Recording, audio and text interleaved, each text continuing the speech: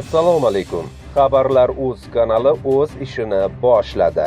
Agar kanalda birinchi bo'lsangiz, like bosib, obuna bo'lishni unutmang.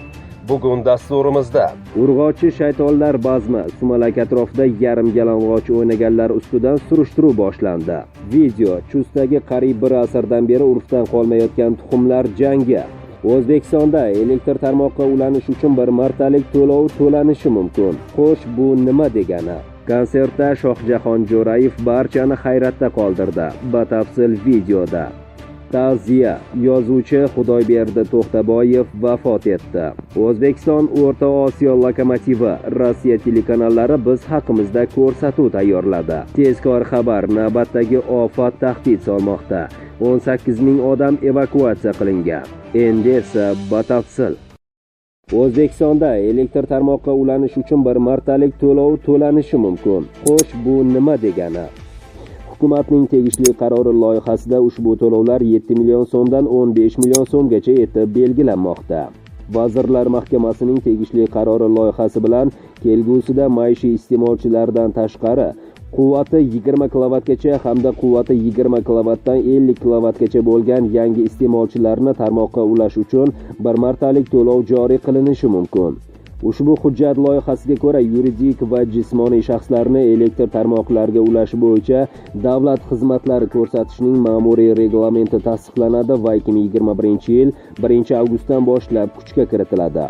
Ya'ni 2021-yil 1-avgustdan boshlab yuridik va jismoniy shaxslarni elektr tarmoqlariga ulash reglamentga muvofiq davlat xizmatlari markazlari, YAIDXP va onlayn platforma orqali amalga oshiriladi.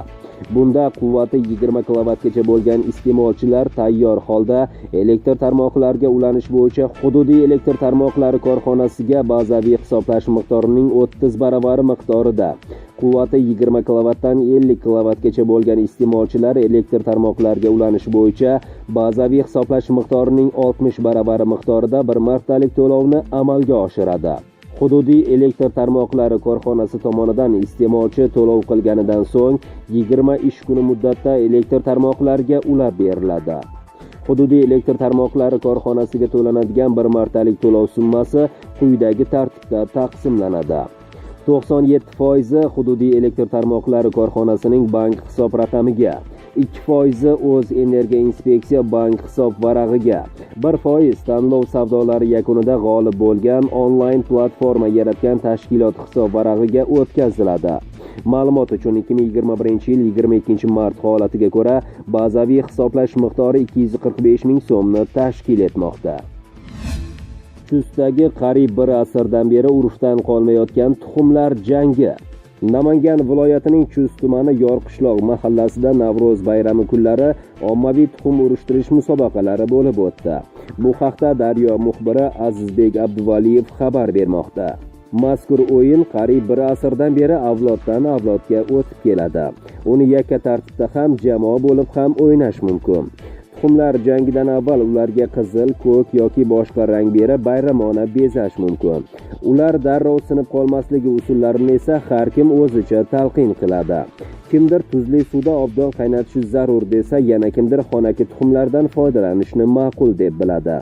Qatnashuvchilarning aytishicha, bu o'yin qaysidir ma'noda daromad manbai ham. Chunki pishirilgan tuxum bozorda deganda xaridor e'tiboriga tushmasligi mumkin. Musobaqa bahonasida esa darrov sotilib ketadi. O'yinda yutqizgan tomon tuxumlar pulini to'lab beradi. Bu yil bir dona pishirilgan tuxum bahosi 1,5 ming-2 ming so'mga teng bo'ldi. Yorqishloqda o'tkazilgan navbatdagi tuxumlar jangida ishtirok etish va tomosha qilish uchun Chust tumanining barcha mahallalaridan mehmonlar keldi.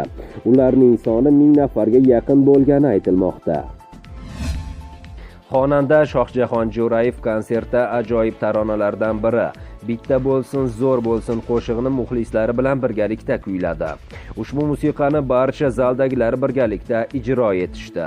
Yuqoridagi videoda ko'rish mumkinki, qo'shiq tugagandan so'ng Shohjahon Jo'rayev televizor qarshisida turgan qiziga kamera orqali salom yo'lladi.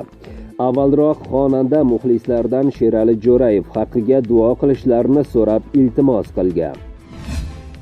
Yozuvchi Xudoyberdi To'xtaboyev vafot etdi. O'zbek bolalar yozuvchisi, O'zbekiston Respublikasida xizmat ko'rsatgan madaniyat xodimi, O'zbekiston xalq yozuvchisi Xudoyberdi To'xtaboyev kecha 21-mart kuni 89 yoshida vafot etdi. Xudoyberdi To'xtaboyev 1932-yil 17-dekabr kuni Farg'ona viloyatining Katta Tagob qishlog'ida tug'ilgan. 1949-yil Qo'qon davlat pedagogika institutini, 1955-yilda Toshkent davlat universitetini tamomlagan. 1958-yildan Xudoyberdi To'xtaboyev keyingi 14 yil mobaynida Toshkent oqshomi, Sovet O'zbekistoni gazetalarida 300 dan ortiq felyetonlarni chop etdi. Shuningdek, Guliston, Sharq yulduzi, Gulxan, G'uncha, Yosh kuch jurnallarida, Yosh gvardiya va Kamalak bosma nashrlarida ijod namunalari bilan ishtirok etdi.